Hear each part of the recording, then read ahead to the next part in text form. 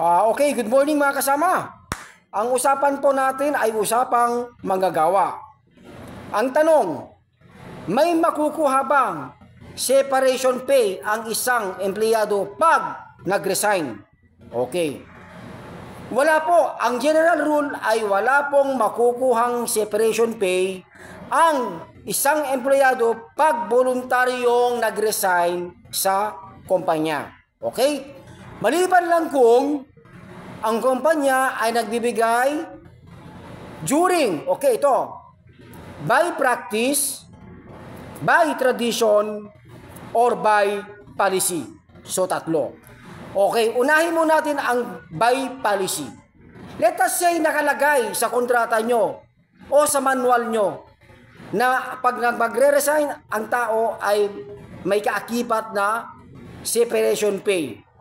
So yun, nakalagay sa manual nyo yun o sa contracts. That is by policy. Number 2 is by practice. Okay, kinaugalian na ng kumpanya na tuwing may magre-resign, nagbibigay sa empleyado. So yun, dapat manatili yun. Number 3, yung by tradition. When we say by tradition, talagang noon pa, simula noon pa, nagbibigay na talaga ang isang kumpanya. So meaning, pag may magre-resign, may ibibigay na separation pay. So, you have the right to demand na hihingi ng separation pay kung nandun yung tatlo. Okay?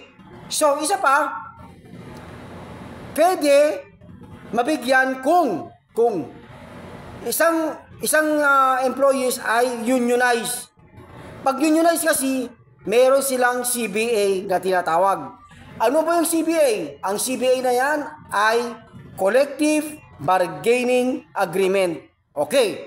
So, paano mangyari yun?